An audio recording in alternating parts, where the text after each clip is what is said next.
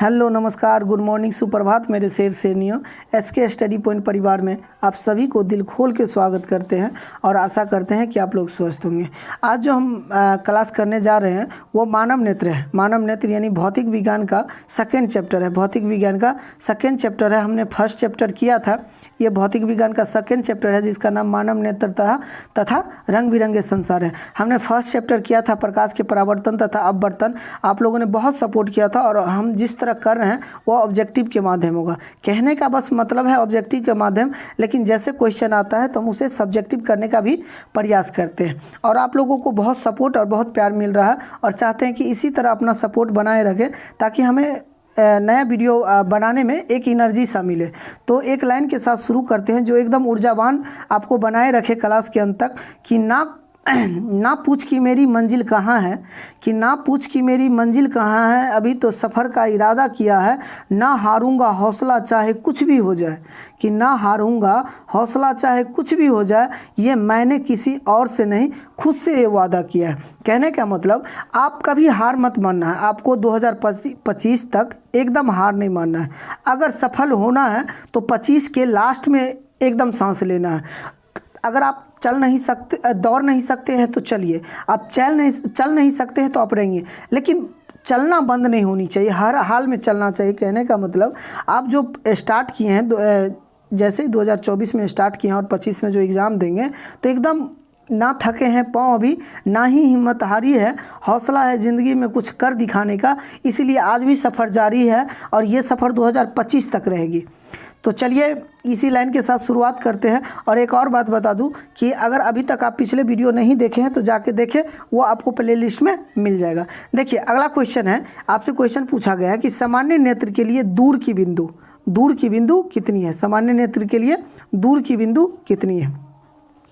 देखिए आप लोगों कहीं आदमी ये क्वेश्चन में ज़्यादातर आदमी फंसता है। क्या करता है कि 25 सेंटीमीटर मार देता है, 25 मीटर मार देता है, 25 मिलीमीटर मान देता है, ये अनंत।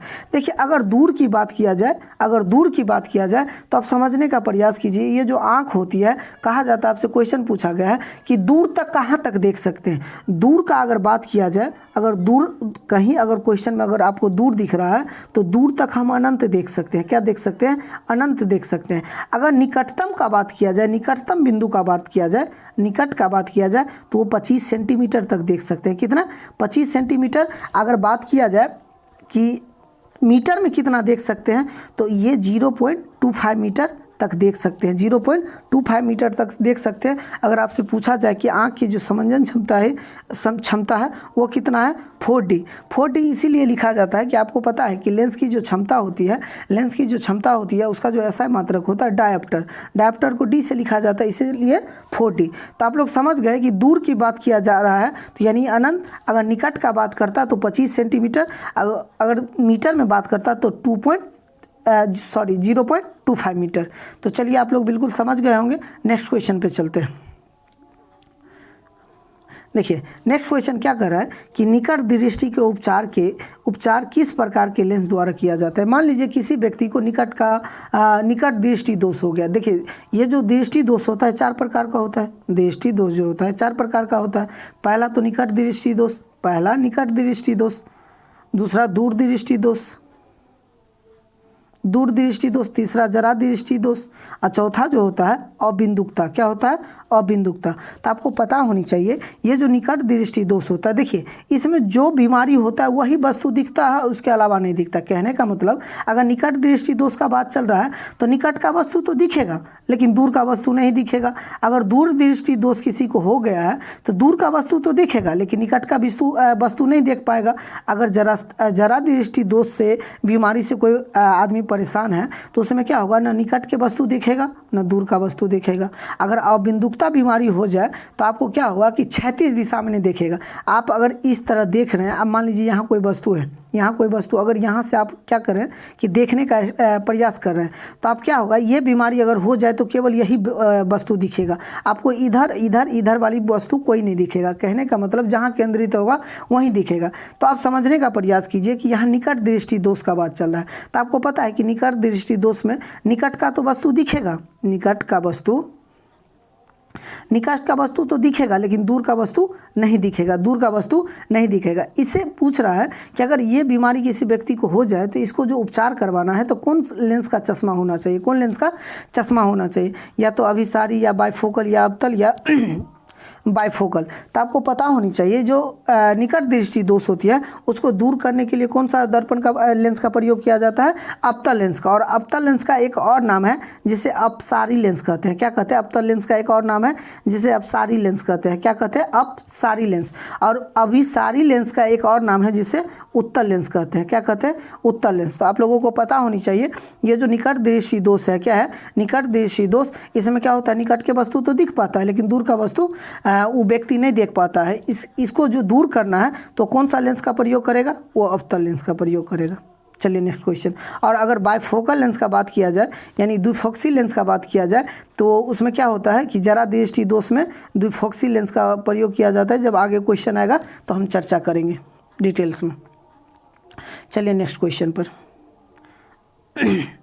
देखिए आपसे क्या क्वेश्चन पूछा गया कि दूर दृष्टि दोष का, अगर किसी को आदमी को दूर दृष्टि हो जाए दोष बीमारी, तो आपको तो पता है कि दूर अगर जब ये दूर दृष्टि दोष होगा तो दूर का वस्तु तो दिखेगा लेकिन निकट का वस्तु वो आदमी नहीं देख पाएगा, वो निकट का वस्तु नहीं देख पाएगा। कहने का मतलब ये जो दूर दृष्टि दोष है उसको दूर करने के लिए कौन सा लेंस का प्रयोग करेगा? उत्तल लेंस, अपसारी लेंस, अवतल लेंस या बाइफोकल लेंस। तो आपको पता होनी चाहिए ये जो अवतल लेंस होता है वो निकट दोष दृष्टि को दूर करने के लिए होता है और ये जो उत्तल लेंस होता है ये दूर दृष्टि दोष को दूर करने के लिए होता है। तो इसका जो आंसर होगा दूर दृष्टि दोष होगा, उत्तल लेंस होगा, उत्तल लेंस होगा। और आपको पता है कि उत्तल लेंस का एक और नाम है अभिसारी लेंस कहा जाता है। उत्तल लेंस का क्या कहा जाता है? अभिसारी, अभिसारी। और अवतल लेंस का जो नाम है वो अपसारी है। क्या है? अपसारी। तो याद रखना है। और ये जो बाइफोकल लेंस होता है जिसे द्विफोक्सी लेंस कहता है उसे जरा दृष्टि दोष को दूर करने के लिए किया जाता है। तो चलिए नेक्स्ट क्वेश्चन पे चलते हैं। देखिए अब क्वेश्चन आया कि इंद्रधनुष के भीतरी हिस्सा किस रंग का होता है। सबसे पहले जानिए कि ये जो इंद्रधनुष होता है क्यों लगता है। तो आप लोगों को पता होनी चाहिए ये जो इंद्रधनुष लगता है ये प्रकाश का परावर्तन तथा अपवर्तन के कारण लगता है। क्या क्यों लगता है? आपसे क्वेश्चन पूछा जाता है कि ये जो इंद्रधनुष यानी इंद्रधनुष की जो घटना आती है क्यों आती है? ये प्रकाश का परावर्तन तथा अपवर्तन के कारण लगता है। क्या करता है? अपवर्तन के कारण लगता है। तो सबसे पहले पता होनी चाहिए ये जो इंद्रधनुष होता है दो टाइप का होता है, एक तो प्राथमिक होता है, एक क्या होता है? सेकेंड होता है। तो हम लोग ज़्यादातर क्या करते हैं? इसी पे फोकस करते हैं। क्यों? क्योंकि ये ज़्यादा चमकीला होता है, इसके अपेक्षा ये कम मतलब चमकीला होता है, मतलब ये धुंधला आकार का होता है। सेकेंड जो होता है ये धुंधला आकार का होता है। तो सबसे पहले हम फर्स्ट को जानेंगे कि फर्स्ट जो होता है, देखिए ये इंद्रधनुष इस कलर का रहता है, सब पूरे उसमें 7 रंग रहता है, 1 2 3 4 5 6 और 7 रंग। तो आपसे पूछा गया है इंद्रधनुष जो होता है वो भीतरी रंग कैसा होता है, ये जो भीतरी रंग होता है वो कौन सा रंग होता है। तो आपको पता होनी चाहिए ये जो बाहर वाली रंग होती है क्या होती है? ये इंद्रधनुष की बाहर वाला रंग जो होता है, बाहर वाला रंग वो क्या होता है? लाल होता है। बाहर वाला जो रंग होता है लाल होता है और भीतरी वाला जो रंग होता है ये हरा होता है। ये तो पहला इंद्रधनुष हो गया, और दूसरा इंद्रधनुष में क्या होता है? दूसरा इंद्रधनुष में क्या होता है कि बाहर का रंग क्या होता है? सॉरी ये बैगनी होना चाहिए, बैगनी होगा। क्या होगा? बैगनी होगा। इसमें क्या होगा दूसरा में कि बाहर का जो कलर होगा इसको सबको मिटा देते हैं। पहले हमने क्या जाना? ये 2 प्रकार का इंद्रधनुष बनता है, ये प्रथम, ये द्वितीय।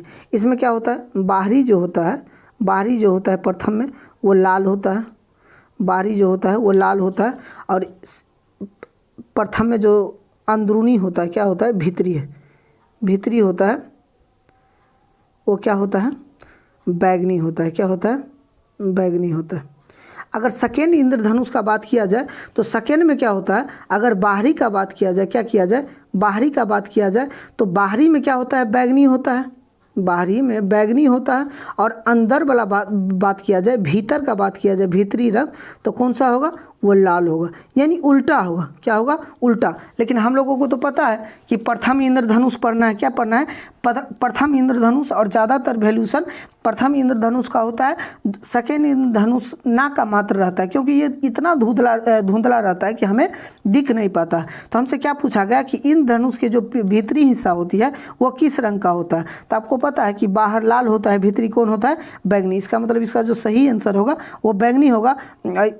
इसका जो सही आंसर होगा ये बैंगनी होगा। ये भीतरी रंग है, बैंगनी क्या है?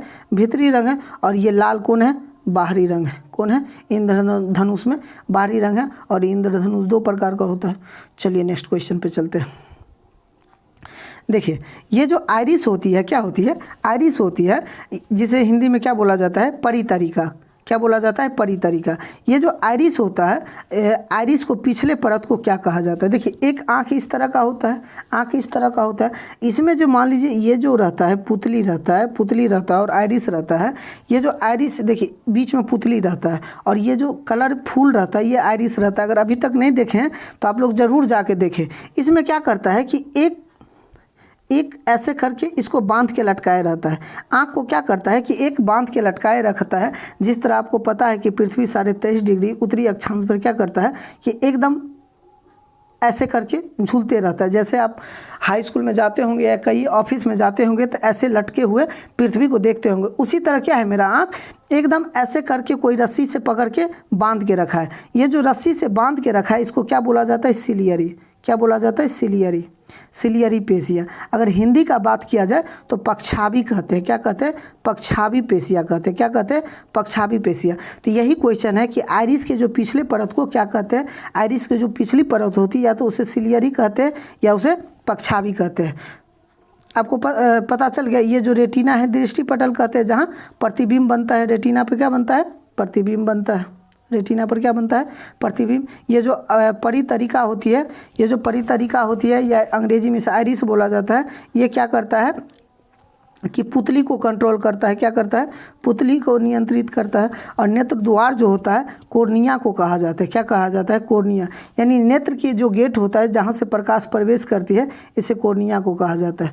तो इसका मतलब आइरिस के जो पिछली भाग होगा वो सिलियरी या पक्षाभी पेशिया होगा। सिलियरी या पक्षाभी पेशिया, जो ऑप्शन नंबर डी में है। ऑप्शन नंबर डी में सिलियरी का हिंदी नाम क्या है? पक्षाभी पेशिया। क्या है? पक्षाभी पेशिया। आप लोग नोट करते रहे। अगर वीडियो में वास्तविक में अच्छा लग रहा है तो ज़रूर इसे लाइक करें और चैनल को सब्सक्राइब करें। शायद टोटल क्वेश्चन हो चुका है। टोटल क्वेश्चन हो चुका है। अगर आप लोगों को वीडियो हेल्पफुल लग रहा है, यूजफुल लग रहा है, तो वीडियो को ज़रूर ज़्यादा से ज़्यादा शेयर करें, क्योंकि बहुत मेहनत से वीडियो बनाते हैं। कि अगर मेहनत आपको वास्तविक में दिख रहा है, अगर वास्तविक में आपको ऐसा लग रहा है कि क्वेश्चन मेरे योग्य हैं, तो आप लोग ज़रूर मतलब वीडियो को लाइक करें, चैनल को सब्सक्राइब करें और ज़्यादा से ज़्यादा शेयर करने का प्रयास करें। अगर आप एक व्यक्ति अगर 5 आदमी को शेयर कर देते हैं तो हमें बहुत अच्छा लगता है कि मेरे मेहनत आपको दिख रहा है। आपका एक क्वेश्चन जिस तरह पिछले क्लास में हमने पूछा और आपने जवाब दिया, तो इस क्लास में भी आपसे एक क्वेश्चन पूछा जा रहा है। आप बताइए, ये जो लाल रंग का तरंग दैर्घ्य सबसे अधिक होता है, क्या होता है? आपको पता है कि लाल रंग का तरंग दैर्घ्य सबसे अधिक होता है और बैंगनी का सबसे कम होता है। बैंगनी का सबसे कम होता है। तो आप बताइए, ज़रूर कमेंट बॉक्स में कमेंट कीजिएगा, ये जो लाल रंग होती है इसका तरंग दैर्घ्य कितना होता है? इसका तरंग दैर्घ्य कितना होता है? और बैंगनी जो सबसे कम होती है जिसका तरंग दैर्घ्य, उसका कितना होता है? आप लोग ज़रूर कमेंट बॉक्स में बताएं। अगर बताते हैं कितना बचा तो डिटेल्स में भी लिखते हैं, तो आप ज़्यादा से ज़्यादा डिटेल्स में लिखा कीजिए। इससे क्या होगा, आपके अंदर वो कॉन्फिडेंस पैदा होगा। तो चलिए नेक्स्ट वीडियो में मिलते हैं। तो एक लाइन के साथ क्लास को समाप्ति करेंगे कि वक्त के बहते दरिया में कुछ तो बाहें मारो तुम, कि वक्त के बहते दरिया में कुछ तो बाहें मारो तुम, जीत अगर मुमकिन नहीं है तो लड़ते लड़ते हार जाओ तुम। अगर आप जीत नहीं सकते हो तो कम से कम लड़ो, कम से कम लड़ो। कभी ये न कहा जाए कि आपने प्रयास ही नहीं किया। आप जीत सकते थे लेकिन आपने प्रयास नहीं किया। इसलिए आप जितना संभव हो सके आप मेहनत करो, आप लड़ो और 110% आपकी जीत होगी। कहा जाता है कि मेहनत करने वालों पर ये जो मेहनत जो करता है, मेहनत करने वाले को वो जो सफलता होती है उसकी एकदम महबूबा की तरह बिहेव करने लगता है। जो मेहनत करता है वो जो सफलता होती है वो उसकी महबूबा बन जाती है। तो आप लोग समझ रहे हैं कि किस तरह मेहनत करना चाहिए और कैसे महबूबा बनाना चाहिए सफलता को। तो मेरे तरफ से आपको भी बेस्ट ऑफ लक रहे, क्योंकि 2025 में आप लोग एकदम आ रहे हैं बड़ी ज़ोर शोर से। तो तब तक के लिए ऑल द बेस्ट। अगर वास्तविक में वीडियो अच्छा लगे तो बार बार कह रहे हैं कि वीडियो को लाइक करें, चैनल को सब्सक्राइब करें और ज़्यादा से ज़्यादा शेयर करें। तो चलिए नेक्स्ट वीडियो में मिलते हैं।